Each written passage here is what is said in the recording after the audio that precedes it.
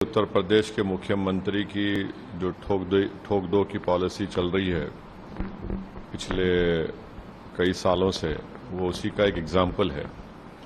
और हम बार बार कह रहे हैं बीजेपी से, प्रधानमंत्री से और उत्तर प्रदेश के योगी आदित्यनाथ मुख्यमंत्री से कि आपकी ठोक दो की पॉलिसी संविधान के खिलाफ है। आप उत्तर प्रदेश को चलाइए संविधान से, रूल ऑफ लॉ से चलाइए, रूल बाय गन से मत चलाइए, क्योंकि एक बार अगर कोई गलत चीज़ का आप आगाज़ कर देंगे तो वो गलती चलते रहेगी और कोई भी किसी को उठाकर गोली मार देगा। अब आप हमको ये बताइए कि अगर उन दो लड़कों की बहन वो वीडियो जारी नहीं करती कि मेरे दोनों भाई को और एक परिवार के शख्स को सुबह 4 बजे पुलिस आकर उठाकर लेकर गई, तो क्या होता था अभी तक? और दूसरा है कि पुलिस को ये बताना चाहिए था कि उनको अरेस्ट बताना चाहिए था, अरेस्ट भी नहीं बताए। और फिर जहां पर हादसा हुआ और उससे 70 किलोमीटर दूर ले जाकर हथियार छुपाता है अपना, और फिर जहां पर ये एनकाउंटर होता है वो कितनी दूर है उस हथियार दस्तयाब करने की जगह से। तो ये सरासर गलत है। ये एक संविधान की धज्जियां उड़ाई जा रही हैं। और आज तक क्या किसी ने देखा ऐसा वीडियो कि आप जिस पर गोलियां चला रहे हैं उनसे सवाल किया जा रहा है कि तुमने ऐसा क्यों किया? और वो जिसके पैर में गोली लगी वो कह रहा है कि हाँ सर, हमसे गलती हो गई, हम दोबारा नहीं करेंगे। तो ऐसा दिख रहा था कि कोई नेटफ्लिक्स पर कोई पिक्चर चल रहा है।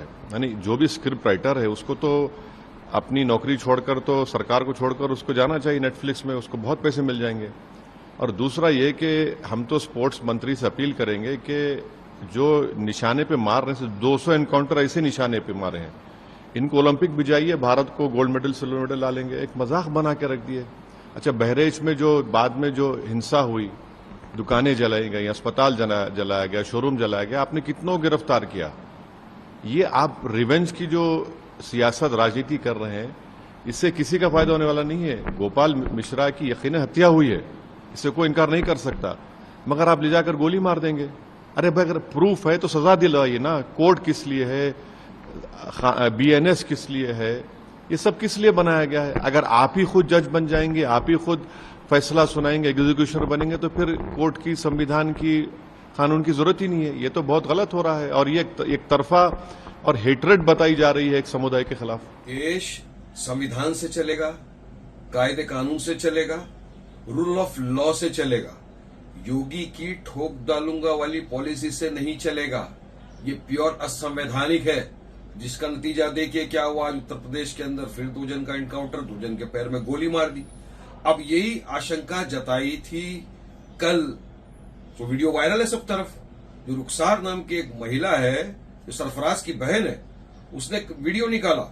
उसमें उसने कहा है कि 4:30 बजे यूपी की STF हमारे घर आई, वहां से मेरे पिता अब्दुल हामिद साहब को, मेरे भाई सरफराज को और फहीम को उठा के ले गई।